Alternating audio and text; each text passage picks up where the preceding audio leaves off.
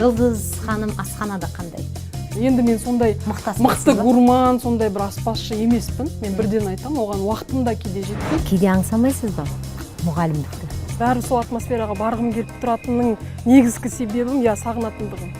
Жұлдыз ханым, сіз жартылай құрылысшы болыпсыз ғой, кәдімгідей барыңыз. Содан әділеттілік жолымен осы депутаттыққа өткеніме шын айтсам көптен көп шүкіршілік етемін. Бізге сапалы 21 ғасырдың мектебі қажет. Бастай бақ, шаштай дәулет берсін деп. Мына бір сабырлық. Мен де сабырсыздық танытып, тағатсыздықпен қатты айтатын кездерім де көп болды. Атамның аманатына адал болғым келеді. Неше түрлі қырынан көріп жатырмыз Жұлдыз ханымды. Садақ та атады, сурет те салады.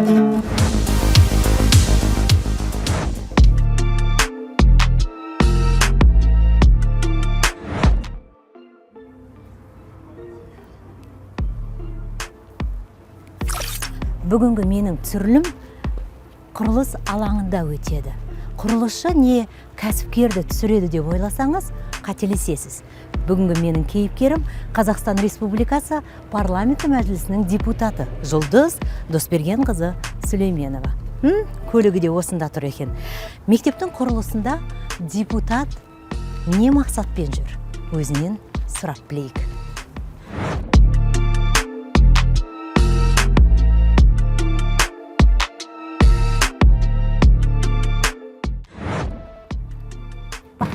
Ойбай, сәлеметсіздер ме? Қалдарыңыз қалай, Жұлдыз ханым? Жағдайыңыз қалай? Қош келдіңіз. Рахмет. Сәлеметсіздер. Бауыржан Нариман, осы Астана қаласының құрылыс басқармасының өкілі, білім басқармасының өкілдері. Білім басқармасының өкілі. Арнайы жексенбі күні барлығын шақырып алдық енді осылай түсірілімге. Рахмет. Ал, көрсетіңіздер, не мақсатпен жүрсіз мұнда?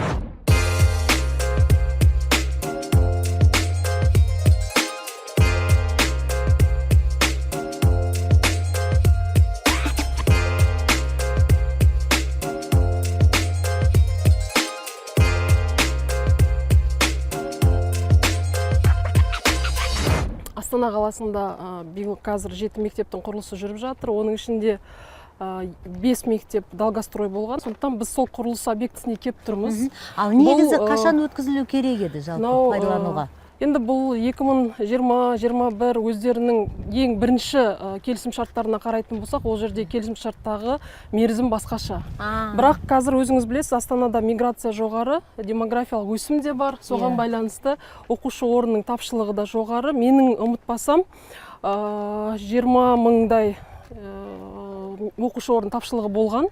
Оны рет-ретімен, кезең-кезеңімен осы қыркүйекке дейін жойды. Біз тек қана қазір Астана қаласы туралы айтып отырмыз. Ал президентіміз 225 мың балаға мектепте орын жоқ. Яғни мектеп жетпейді деп айтты, иә? 1000 мектеп соғылады. Негізі 1000 мектептің құрылысы жалпы бізде 2026 жылға қарай миллион баланың оқушы орын тапшылығы қазіргі таңда болжанып отыр. Сол үшін 1000 мектеп соғылып жатыр. Жаңа өзіңіз дұрыс айттыңыз, бір жылда 225 мың республиканың аясында оқушы орынның тапшылығы бар. Бұл нені көрсетеді? Бұл үлкен миграциялық поток және екінші демографиялық өсім. Биылдың өзінде 400 мың бала бірінші сыныпқа барды. Және 2019 жыл дүниеге келген балалардың саны да сол 400 мың мен 519 мыңның аясы ғой. Яғни біз келесі 6 жылдан кейін тағы да сол 400 мыңға бірінші сынып, соған мектеп, оқушы, мұғалім, соның бәрін болжауымыз қажет. Мен енді білім саласының қызметкерімін ғой, өзіңіз білесіз. Депутаттыққа дейін білім саласында жұмыс жасадым, мектеп басқардым. Депутат ретінде менің ойымша менің негізгі міндетім салынып жатқан 1000 мектептің сапасы қандай, құрылыста тоқтап жатқан себептері қандай. Егер себептер үкіметке байланысты болса, онда өз тарапынан сол себептерді оңтайлы шешуге атсалысуым қажет. Мүмкіндігіміз бар уақытта, четверг, пятница, суббота осы мектептердің құрылысы қалай жүріп жатыр, қандай проблема болып жатыр, үкімет тарапынан қалай шеше аламыз, бюджетте қандай мәселені қарастыру керек, соның бәрі енді менің өзімнің бір миссиям деп ойлаймын. Бұйыртса. Енді біз келіп отырған осы мектептің дәл қазір проблемасы неде болып отыр? Біз ең басына келген кезде бұл жерде тек қана бірінші қабаты аяқталған, екінші қабатына қарай ішкі сыртқы жұмыстар жасалмаған кезде келгенбіз. Қазір ол проблемалардың бәрін көріп тұрсыздар. Аяқталған, тек қана құрылыс спорт кешенінде жүріп жатыр. Одан кейін мына жерде архитектуралық, тағы да басқа келетін су, инфрақұрылымдық дүниелердің бәрі шешілді. Біз қазір депутаттық Аманат партиясының фракциясы, маслихат депутаттары кәдімгі қоғамдық мониторингке бұны енгізіп қойдық объектілерді. Сосын мәжіліс депутаттары өңірге келген кезде олар міндетті түрде мектептің құрылысын көріп, қандай деңгейде екен үкіметке жеткізеді.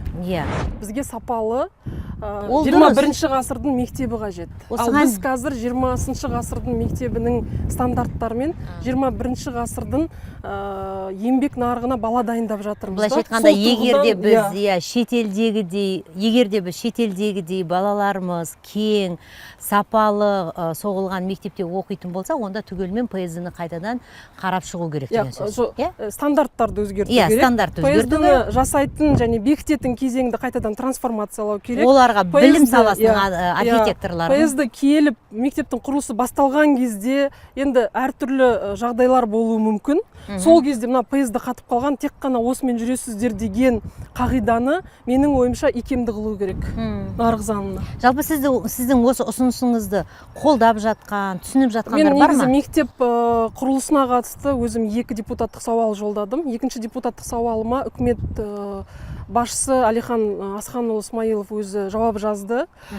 Біз бірінші салынып отырған мектептер 6 МРП-мен салынады бір квадраты. Қазір 12 МРП-мен салынатын болды. Яғни қаражатын көбейту мәселесінде. Ал бізде негізі әлеуметтік объект болғаннан кейін ол толық аяқталып, уже эксплуатацияға берілу керек. Оны күтіп отырған мысалы 1200 бала дейік, мына мектеп 1200-ге ғой. Бірақ менің ойымша бұл мектепте 4000-нан астам бала оқуы мүмкін. Өйткені сіз көріп тұрсыз, аудан өте үлкен. Жұлдыз, рас па сіздің бастамаңызбен 15 мектептің ашылғаны? 15 мектепке күрделі жөндеу өткізілген. Яғни сіздің қолдауыңызбен, Бұл енді Түркістан облысындағы мектептер. Егер жаңбырлы күні мына жолды салса, ол бір жарты жылдан кейін тесіліп алынып қалады. Жұлдыз ханым, сіз жартылай құрылысшы болыпсыз ғой? Енді сіз мектепті басқарсаңыз, мектептің құрылысын атсалсаңыз, ол бәрін білуіңізге тура келеді. Өйткені құрылысшылар келіп сізге бір нәрсені жасап кетуі мүмкін. Бір айдан кейін ол қайтадан кімнің шашы ағарады, кім оған жауапты, мектеп директоры. Сондықтан да оны білуге тура келді. Бір сұхбатыңызда айтқан екенсіз, яғни білімді мұғалім болса, мемлекет те алға жылжиды. Жақсы, мектепті соқтық делік. Көп мектептер соқтық. Мұғалімдерді қайдан аламыз? Дұрыс, күшті сұрақ көтердіңіз. Негізі мұғалімдерді қазір дайындауды мемлекет қолға алды. Соңғы 3 жылда мұғалімнің айлық жалақысы өсті. Қазір барлық категорияны иеленіп, аттестациядан өткен мұғалімдер 720 мыңға дейін айлық ала алады. Бұл ауылдың мұғаліміне де тікелей қатысты. Биылдан бастап біз мұғалімдердің педагогикалық мамандықтардағы студенттердің стипендиясын көтердік. Мысалы, басқа мамандықтағы стипендия 38 мың, мұғалім мамандығын оқып жатқан студенттің стипендиясы 58 мың. Сонымен қатар мұғалімдікке өтетін пороговый балл іріктеу кезеңінде оны да көтерді, 85 балдан жоғары. Яғни бұл бізде мектепте мұғалімдік таңдап келген баланың педагогикалық университетке түсуіне бір үлкен мотивация деп ойлаймын. Мынаны көргім келіп тұр, қалай не қылатын? Просто салынған ба, болды ма? Алынбайды, Жоқ, алынған. Алына ма? Ауыса ма сонда? Жоқ, бұл анау жыртылып қалса кесіп сап, қайтып салуға болады. Неге бұлай екпедіңіздер? Это же дорого. Еккен дорого ма? Конечно, он содержать надо. Оны, Содан кейін барлық мектепте осындай искусственный, Жақсы ғой, тем более мягкая кровля бар ғой. Менің мектебімде искусственный болған жоқ. Біз кәдімгідей су шашып өсіретінбіз. Бірақ енді оның проблемасы өте көп болды. Сіздің істеген мектебіңіз ол Назарбаев зияткерлік мектебі. Түсінікті, ол жерде мүмкін бюджеті де басқа шығар. вообще мына ұстап тұру, мынаның бәрін кәдімгі жеткізіп, дамытып тұру үлкен шаруашылық сондай жұмыстарды қажет етеді, ұйымдастыру. Оның барлығының жүгі соңында мектептің директоріне келіп түседі ғой. Бізде мысалы Финляндия мемлекетінде біз енді сол құрылыс, мектептің құрылысы, әртүрлі мектептер бар. Оларда қабырғасы... Мен қазір бір сұрақ қойайыншы. Неге фин мектебін көп мысалға аласыз? Өйткені ол жерде менің ойымша біз үлгі алатын, өнеге алатын жерлер өте көп. Қолайлы мектеп деген жоба сол Финляндияда кәдімгі дәлелденіп, зерттеліп, ұсынылған. Өзім барып көрдім. Бұл жерде класс деген дүние жоқ. 9-шы класстың баласы 5-ші класстың баласымен бірге қандай сабақты оқығысы келеді? Мысалы, сіз екеуміз Қазақстан тарихынан мысалы әскери бекіністер салынған кезеңді оқығымыз келсе, онда біз классымызға, кабинетімізге, апайымызға байланбаймыз. Біз барамыз, оқу бөліміне тапсырыс береміз. Оқу бөлімі біз секілді қанша бала бар екен жинайды. 8 бала ма, 9 бала ма, сосын әр баланың жас ерекшеліктеріне байланысты оқытады. Оны феноменге негізделген білім деп өздері сондай концептуалды негізде жасап тастаған.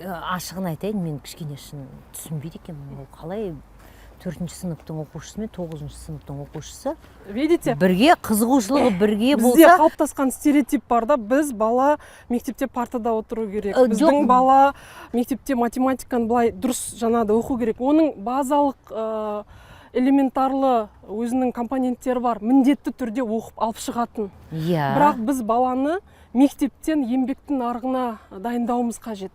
Мектептен еңбек нарығына дайындау дегеніміз бірінші баланы еркін қылып өсіру.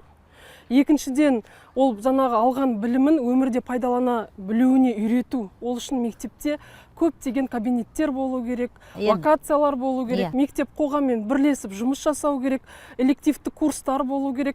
Сосын кәсіптік бағдар жұмысы орынға қойылу керек. Енді менде қазір түсініп жатқаным, біз бұрынғы стереотиптен, яғни мектеп деген басталған стереотип бар ғой, заводқа, мануфактураға адам дайындайтын, кәдімгі тәртіпке жүріп тұратын.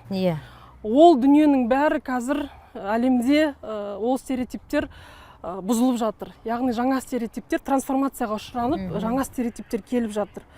Бала біріншіден топпен жұмыс жасап үйрену керек, жұппен жұмыс жасап үйрену керек. Оны біз қатпауымыз керек. Сен әскери бекіністі 7-ші класста оқисың деген мәселеде болмау керек. Баланың ізденісі 1-ші класста болса, біз соны қанағаттандыруымыз қажет. Ол көпшілігі персоналды білім беру, немесе баланың жеке білім траекториясын қалыптастыру деген бір теорияларға алып келеді.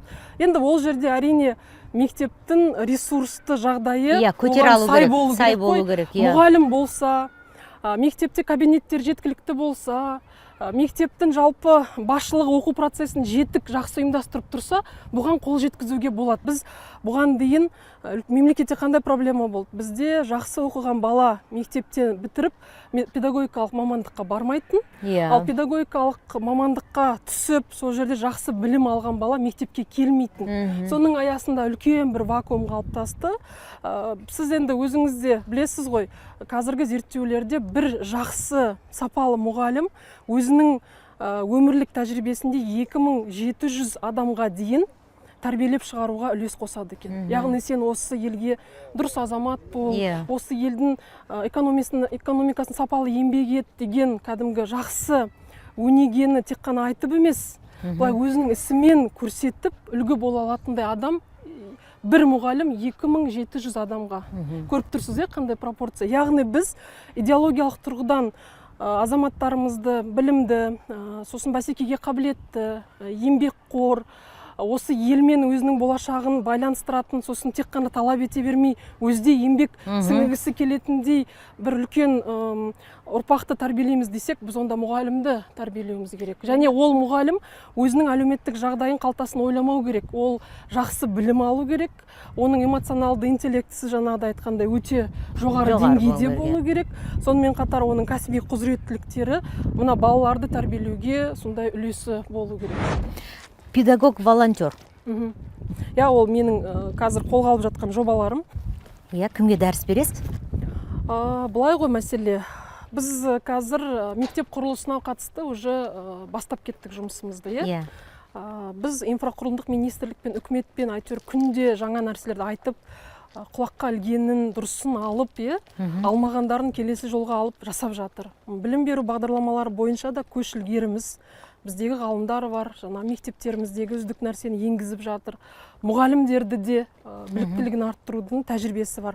Бізде кенже қалып қалған тұсы бұл мектептің жаңа менеджерлерін қалыптастыру. Ол туралы ешкім ойланбайды. Егер мектеп ашатын болса, қайдан алады?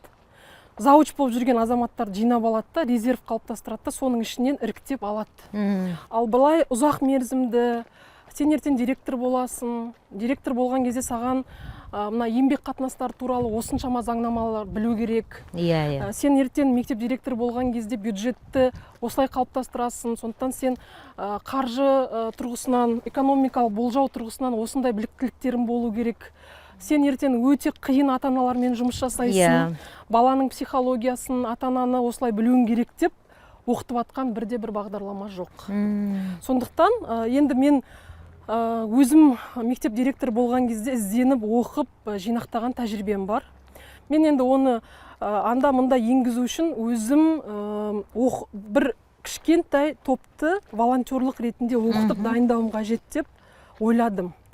Былай ойлап, сол 30 егер жақсы директорлерді өзім бөліссем тәжірибеммен, және олар өзінің оқу, білім беру ортасын дұрыс ұйымдастырса, оқу процесін жетік білсе, тәрбие процесін жетік білсе, сосын кадрлармен жұмысты ұйымдастыра білсе, өзін тұлға ретінде, мектептің басшысы ретінде, сосын сол қоғамдастықтың лидері ретінде сезініп жасаса, менің ойымша ол жақсы дүние болатын еді. Сосын олар да өзі масштабировать етіп, әрқайсысы 30 болмаса да 10 директорды алса жақсы болатын еді. Сондықтан мен жас директорлер клубын құрып жатырмын.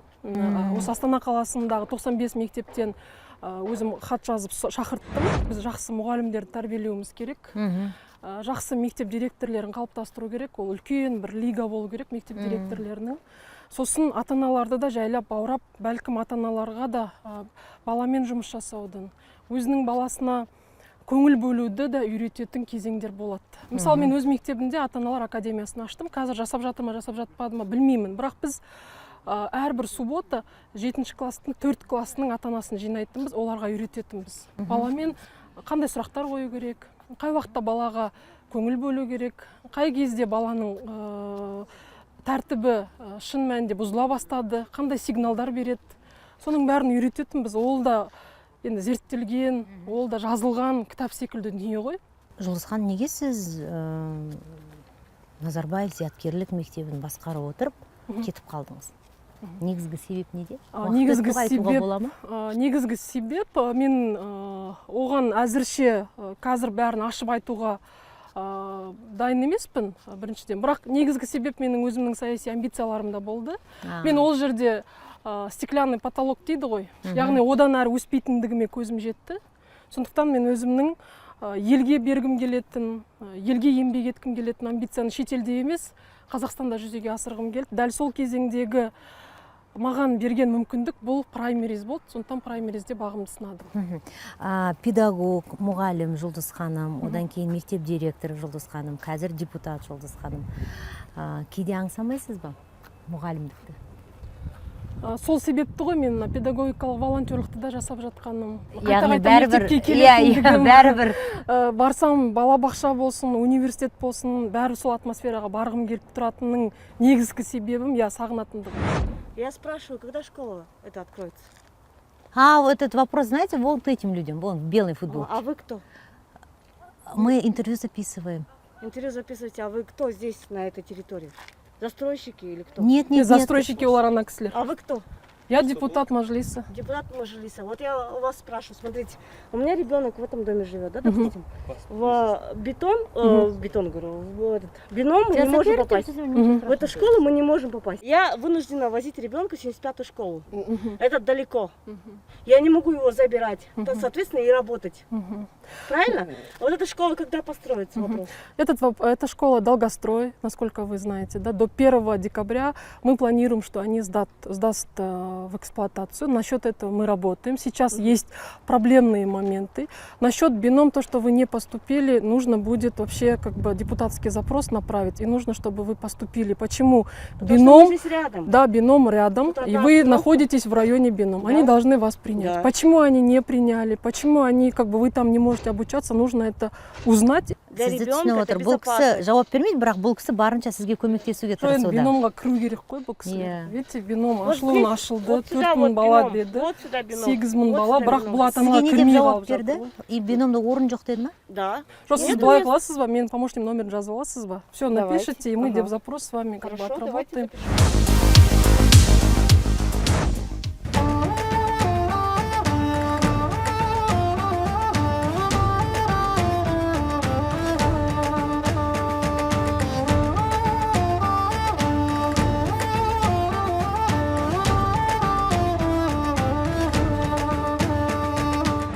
Бүгін Жұлдыз ханымның көркем сурет галереясында екенін естіп, арнайы іздеп келдік. Тыныштықты сақтау керек дейді.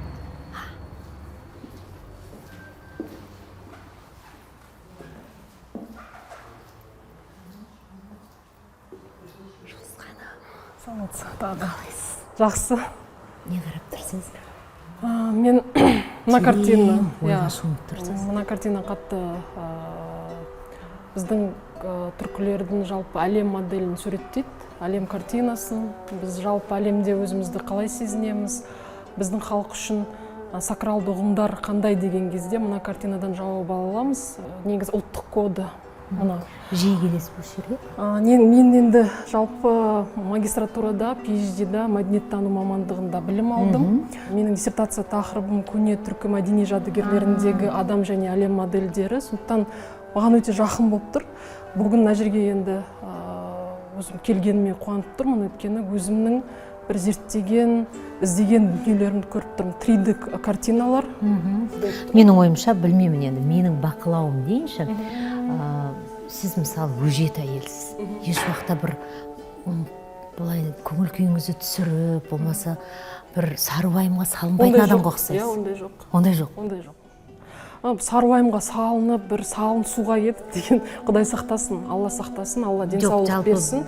Бірақ не нәрсе, немесе қандай адамдар қалай сіздің айтсам көңіл екен? күйіңізді түсіруі мүмкін? Қандай Немесе адамдар? жағдай?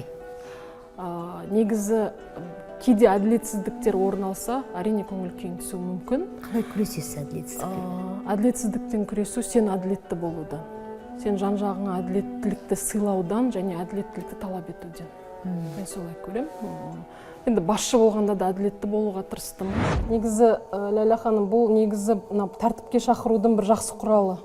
Егер тентек балалар болса, өзіндік протесттік ойлары бар, осы балалар бір аптадай қыш құмыраның үйірмесіне келсе, көптеген тентіктерін қойып, концентрацияға, осындай нәрсеге ден қойып, бір тентектер басылады, оны ата-аналар да айтады. Бір кездері сіз өзіңіз сондай бастама көтерген екенсіз, иә? Мектеп қабырғасына осындай пәндерді қосу туралы. Иә, бізде толық күн тәртібіндағы мектеп қой. Сондықтан түске дейін ол кәдімгі пәндер, базалық пәндер. Түстен кейін баланың қабілет қарымын ашатын қызығушылығына байланысты нелер, үйірмелер, элективтік курстар. Айдана дұрыс деп жатырмын ба? Соны енгіздік. Сол кезде біз қыштан құмыра енді маған дейін енген. 2013 жылы біз оны бүкіл бағдарламаға енгіздік. Шоңқырыздайды. Менде мына бас бармағым дұрыс болмайды. Міне бас бармақпен былай басу керек екен. Бірақ тырнақтың болған дұрыс емес екен, иә? Сол. Қызыңызбен келмейсіз ба? Қызым негізі сурет салады. Өзінің тарихта оқығанын бәрін суретке салады. Бір күні алтын адамды салғанын көріп таңғалғам. Иә. Қызыңызды көп жерде көрсете бермейсіз? Енді жалғыз бала, Құдайдан тілеп алған. Қанша жасыңызда босандыңыз? 26 жасымда. Тіл көз дегенге сенесіз бе?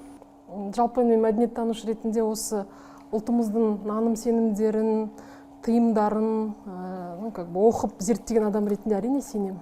Қаншалықты, иә, сол өзіңіз айтып отырған халыққа жақынсыз? Енді менің әлеуметтік желілерім ашық. Кім көмек сұрап жаңағыдай шешімдер іздеп хабарласса, міндетті түрде жауап беруге, міндетті түрде шешім шығаруға атсалсам. Жалпы сіз күлесіз бе өмірде? Мен өте серьезнымын. Негізі, бірақ мен өзім өте жақын адамдарыма қатты юмор айтам, олар түсінеді менің юморым. Юморым өте жесткий. Қандай мысалы? Біздің факультетте Нұрлан Қоянбаев оқыған. Ол кісінің Қызылар Сырдаринский крокодилы деген КВН командасы болған. Ол бірінші курста әр субботада бізде студенттер сарайында олардың КВН командалардың жарысы өтетін. И мен баратын, өткен ол жерде сондай бір терең юмор да. Жалпы бізде сатира, юмор жақсы ғой. Қазір сосын Есен ағаның жаңағыдай жайдарман клубтары күшті болды да. Мен негізі оның біреуін де қалдырмайтын. Себебі саяси, немесе біздің факультетте декандарға жеткізе алмай жүрген дүниені олар юмормен жеткізеді. И деканаттан біреу отса, олар уже түсінеді да, болды оған қағаз жазып, оны түсіндіріп, жаңағыдай мақсатын айтып жатудың қажеті жоқ та. Өйткені сахнадан юмормен кетті да андай. Иә, сонда қайсы? Мен енді өзімде бір кезеңдер сондай қатысып, юмор жазып берген кездерім болған, бірақ ол студенттік кез. Қазір енді ондайға өмір не ғой? Халықтың бізге қоятын талап тілегі басқа, бізден күтетін дүние басқа. Біз қазір юмор айтып тұрсақ, халық сізге күлме демейді ғой. Олар түсінбей қалуы мүмкін. Бірақ мен Шаншар клубын бірде-бір қойылымын қоймай жібермей көрген күндерім бар. Менде ал Шаншардың бір ең танымал көңіліңізден шыққан Чатай палатаңа ма? Негізі ана кім ағаның айтып отырмын мен өзім айтып Шығыстану факультетінде бітірген ғой. Кім еді? Уәлибек аға, Уәлибек ағаның монологтары күшті кететін. Тоже саяси, тоже халықтың ойлап жүрген дүниесін ол кісі күшті жеткізеді ғой, енді қоғамдағы проблемаларды.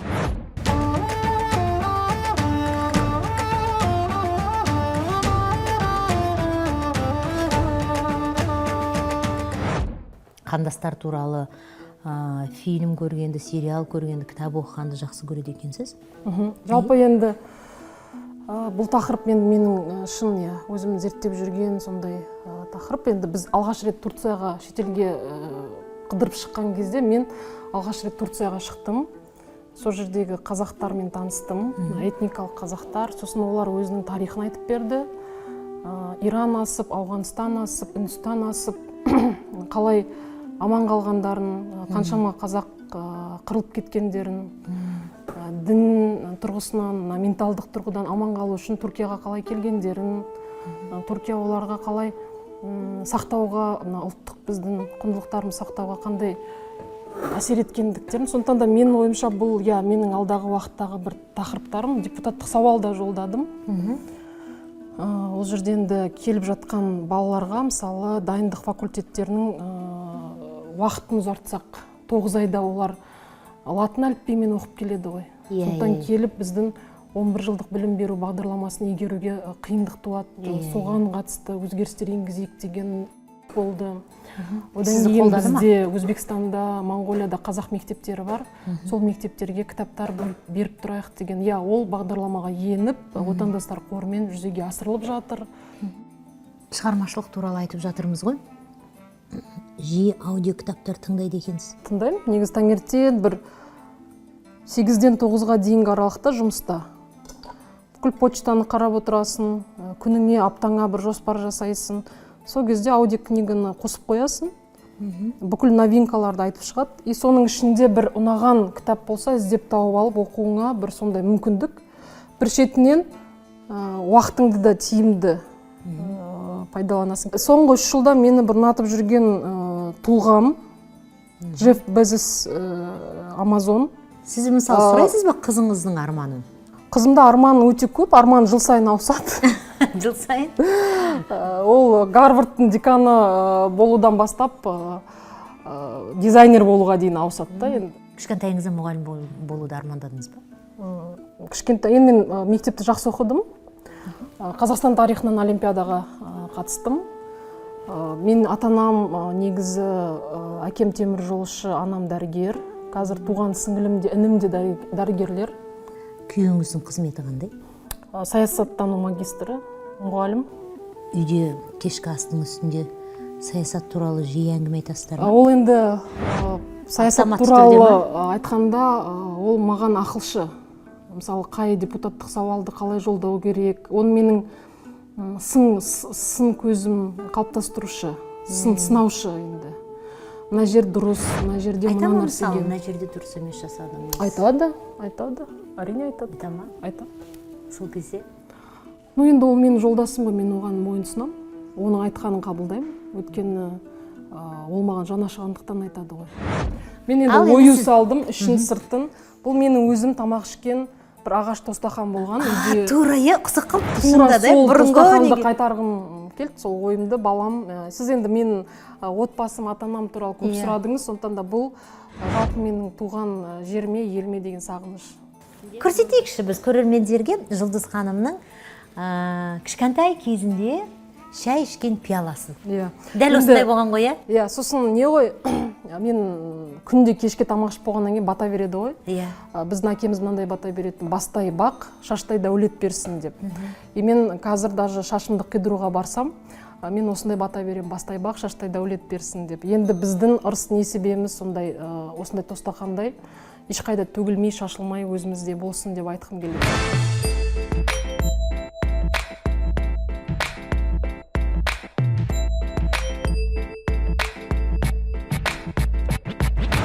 Ең азы 40 минут, ең көбі 2 сағат өзі медитация жасаймын. 2 сағат медитацияны музыкасы жасайсыз? Музыкасы жасаймын. Негізі бізде білесіз бе, 10 күндеп жасайтын медитациялар бар ғой. Тамақтан шектеп, телефоннан шектеп, біз енді ол күйге әлі жеткен жоқпыз ғой. Бірақ 2 сағатқа дейін миыңды дұрыстап, сен жасап жатқан дүниең дұрыс па? Сен бара жатқан жолың дұрыс па? Күнде емес, енді сұраныс қалай болады, бірақ міндетті түрде суббота күні толық жасауға тырысамын.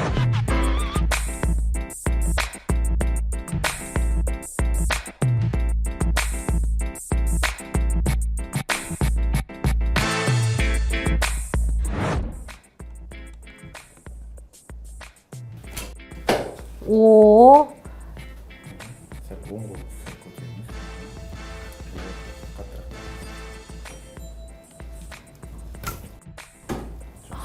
Күшті.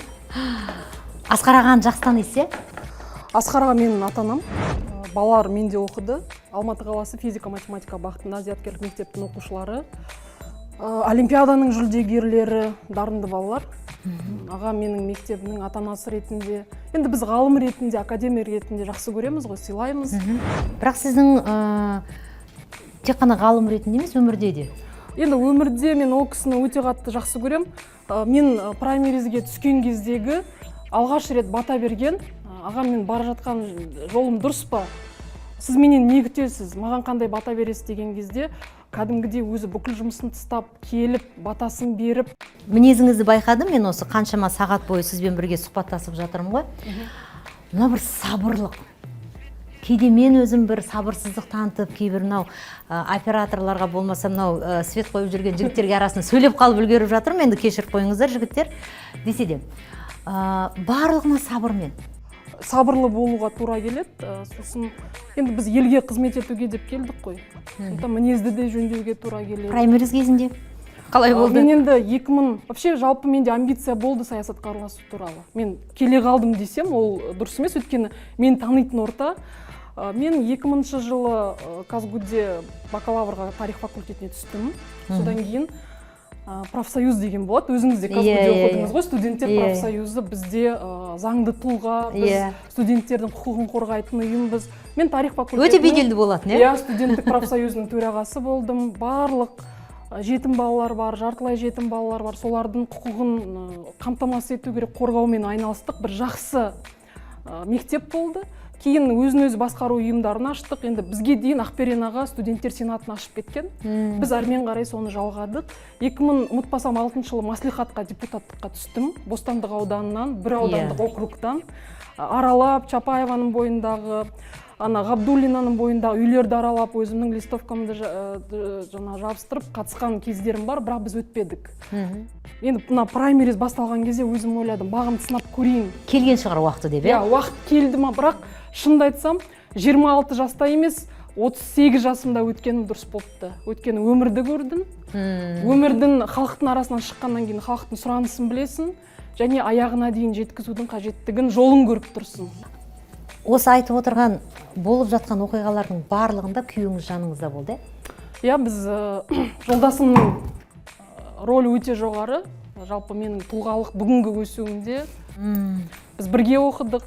Бізде студенттік кездің әдемі махаббаты болды. Махаббатқа кезек берейік.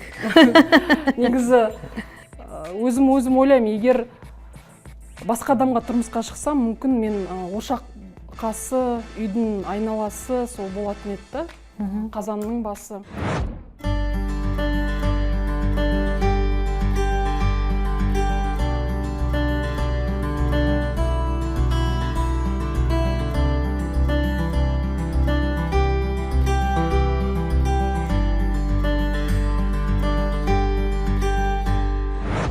Кітап құмар қазақ жастарын қалай оятамыз, кітап құмарлыққа қалай дамытамыз деп кітапханашылардың жалпы мәртебесін көтеруге қатысты. Мен кешірім сұраймын, әңгімелеріңізді бұзғым келмей тұр. Қалдарыңыз қалай, сәлеметсіздер? Қалыңыз қалай? Рахмет, жақсы. Қайта міне келіп қалдық кітапханаға, арнайы. Сіздер осы жерде дегеннен кейін жиі кездесесіздер ме кітапханада? Біз негізі мына сіз қазір келіп тұрған мәжілістің кітапханасы осы Ерлан Жаханұлының бастамасымен біз мәжіліс ашық болуымыз керек қоғамға деп осы кітапхана бірінші кәдімгі трансформациядан өтті. Коворкинг ретінде қор бүкіл біздің заңнамаға қатысты, мына неге қатысты, сол негізгі кітаптар заңнамаға қатысты. Енді екеуіңіздің ортаңыздағы жаңағы балалар арқылы таныстыңыздар, ата-аналар чатында бірге болдыңыздар, былайша айтқанда. Жобалар бойынша. Жобалар бойынша бірге. Қаншалықты мектепке жиі баратынсыз, қаншалықты Жұлдыз ханыммен жолығып балаңыздың жағдайын біліп? Ондай болған жоқ, негізі. Мен бірінші рет сол көрдім бұл кісіні. Жаңағы алпамыс. Қатал екен дедіңіз да қойдыңыз. Алпамыс екеуін байлансын. Бірақ жаңа көрдіңіз бе, өзі айтып отыр ғой Жұлдыз ханым. Сол ана TEDx деген программа, бағдарламаны енгізді бұл кісілер. Бұл кісілердің дайындаған шәкірттері Назарбаев университетіменен, мына Гумилев атындағы Евразия университетінің студенттерін жеңіп, оқушылар бірінші орынға арызы кезде бірінші орын алған есімде. Сондықтан бұл кісілер тек қана жаңағы озат оқушылар емес, бұл кісілер лидерлер дайындады. Болашақ біздің үлкен тұлғаларымызды дайындады. Ондай баланы тани білу, ондай балаларға жетекшілік ету, олармен үнемі бізден гөрі бұл кісілердің байланыста болуы біздің сол кездегі қоғам үшін ол жаңалық болды. Себебі ол жылдар өзі алғаш рет Астанада ашылды ғой бұл мектеп, зияткерлік мектеп. Мен осы балаларым арқылы, балаларымның ұстазға деген шексіз махаббат арқылы таныдым бұл кісіні. Сон кейіннен біздің ұстазымыз мәжіліс депутаты болыпты, мама деп, маған ана жақтан шетелден айтты балам. Содан мен бұл кісіні көре бастадым сырттай. Өзімнің құрметім артты бұл кісіге. Сөйтіп Бопай ханым спектаклі менің шығармашылығыменен сол спектакль жүріп жатқан кезде мен өзім ойладым. Біздің қазақ қоғамындағы қыздарымыздың, қазақ қыздарының беделі, қазақтың қайраткер қыздарының беделі, ұстаз, ана, қайраткер, тұлға осындай деңгейге қазір біздің қыздарымыздың қатары аз деп айтуға болмайды. Бар. Соның бірі Жұлдыз сіңілім менің. Рахмет. Сөйтіп мен Жұлдызды, осы Бопай ханымды көрші, қандай сенің көзқарасың керек маған. Неге сіз Жұлдыз ханымды ерекше бөлек шақырдыңыз? Себебі білдіңіз ба, ол кісінің былай шығармашылыққа деген көзқарасы ерекше екен? Иә, мысалы деймін бе енді, әлде балаңыздың ұстазы болғаннан кейін ғана ма? Әлде білдіңіз бе, ол кісі шынында да шығармашылыққа өте жақын? Иә, өйткені бізде мына қызметте жүрген жігіттеріміздің, азаматтарымыздың өзі мысалы әдебиетте, өнерден оңашаланып қалады да, ол кісілердің қызығы жаңағы саясаткерлікті, сондай көзқараспен, жұмыспен. Бұл кісі дегенмен балаларменен, ортамен, қоғаммен байланыс жасап үйреніп қалған, сондықтан өнер, әдебиет, музыка барлық жағынан хабары бар. Ал шақырдыңыз? Иә, бардым. Мен шақырдым. Бұл кісі бір жақта жүрді, бұл кісі қалада болмады. Ұшып келдім да, қалада болды бұл кісі. Сапарда болып, содан бұл кісі келген кезде мен ойлап отырдым. Бопай ханымның ерекшелігі, билікке араласуы, Бопай ханымның тұлғалық, қайраткерлік деңгейіне тарихшы ретінде де өзінің көзқарасы қандай екен, көрермен ретінде қалай қабылдады екен, сын естігім келді, пікір алысқым келді, сондықтан шақырдым. Иә. Домбыра осында бар, алып келді. Күй тартатыныңызды да білеміз. Домбыраны көптен бері ұстамаппын, бағана қарап қолым шығып қапты, бірақ енді дегенмен Роза апай келіп отырғанда, Ләйла Сұлтанқызына біз сұхбат беріп отырғанда бір шертіп көрейін. Аль-Фараби сазы деген оркестр бар, Фараби сазы. Сол жерде мен барлық оркестрде отырып ойнайтын. Енді сол бірінші, екінші курста мен мықты белсенді болдым деп айтқан болатын. Неше түрлі қырынан көріп жатырмыз Жұлдыз ханымды. Садақ та атады, сурет те салады.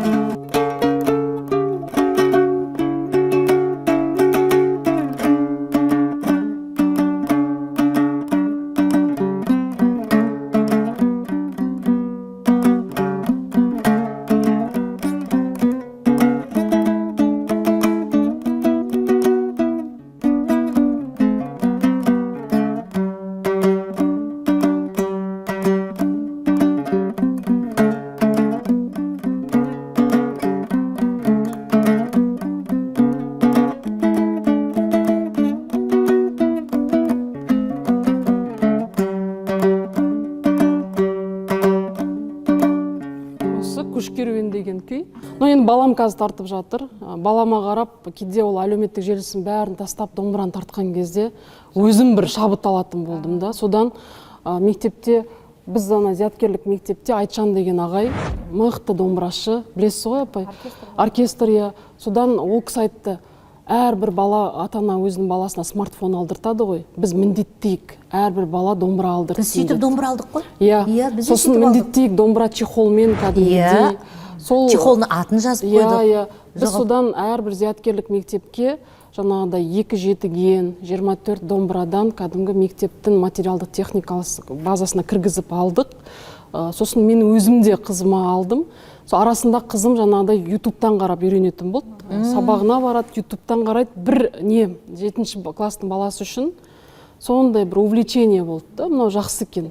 Сосын бұл балалар ана күйдің дұрыс басқаны, баспағаны, тартысы, қағысы, соның бәріне қарайды екен. Біз 100 күйдің тарихы деген жоба ойлап таптық. Негізі Айтжан аға бізде, естеріңізде болса, Америка Құрама Штаттарының бір елшісі болды, қазақ тілінде сөйлеп жүрген. Осының алдында. Осының алдында. Содан ол біздің мектепке келіп, біздің балалардың күйін көретті. Онда біз сіздерді Америка Құрама Штаттарына алып барайық. Америка Құрама Штаттарында жаңағыдай асырап алған қазақ балаларының отбасына барып, сіздер күй тартасыздар ма деді. Бір достық несі болсын деді, өздері қаражатын көтерді. Сөйтіп біздің балалар Бостон университетінде кәдімгі күйдің концертін өткізді. Жаңағы асырап алған қазақтың балалары өзінің әке-шешесімен келіп концертте тыңдады. Сөйтіп бір қазақ баласы тұрып айтыпты, сіз жаңа тартқан Балбырауынның тарихын айтып беріңізші. Содан Айтжан аға сөйлей берген, ана бала тұрып айтады дейді, соны тартқан балалар неге айтпайды деп. Содан біз қайтып келіп, күйдің тарихы деген кәдімгі жоба жасадық. Қандай күшті, 5 қару дейді, 5 сұрақ қойсам. Жұлдыз Сүлейменова мұғалім болды, директор болды. Келесі, межесі қандай? Шынымды айтсам, депутаттыққа өткенге дейін бәрімізде күмән болды, өте аламыз ба, қалай болады. Содан әділеттілік жолмен осы депутаттыққа өткеніме шын айтсам көптен көп шүкіршілік етем. Ендігі мақсат осы депутаттық қызметімді абыройлы атқару, біріншіден, екіншіден, мен жаңа сізге айттым ғой, атамның баласымын деп. Атамның аманатына адал болғым келеді. Сосын үшінші нәрсе, жалпы депутаттық институт бұл мемлекеттік биліктің негізгі институты. Халықтың сенімін қайтаруға үлес қоса алсам, онда ол менің негізгі мақсатым қазіргі. Қызыңыздың бір таң қалдырған сұрақ қандай? Ол отбасы құру туралы сұрай бастады, дәстүр туралы сұрай бастады. Яғни ол бойжете бастады деген сөз. Қызыңызбен ара жақын ба? Ол әжесінің қолында өсті ғой басында. Жоқ, өзінің әжесінің қолында өсті. Содан кейін көбінесе сырласқан кезде ол менің кейде енем секілді маған сұрақтар қоятын кездерде бар. Мысалы? Енді мен шай құйған ұнамауы мүмкін. Мен осы сұрақты қояйын деген едім. Сондай нәрсені ол маған сын тұрғысынан айтып отырады. Ол кәдімгі, енді ол ененің әжесінің тәрбиесін көрген соң, ол бәрібір кейде өктем қарауы мүмкін.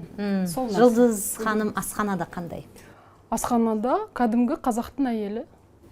Я қазақтың қызына сай, қазақтың әйеліне сай, келініне сай жасайтын барлық жоралғыларды білем, жасаймын. Тамаққа келгенде де, бірақ енді уақыттың болуына байланысты. Адамдардың қандай іс-әрекеті сізді ренжітеді? Біз сол тойымсыздықтан кетсек, біз бір рухани қанағаттану жағына қайтып келсек деген ой бар.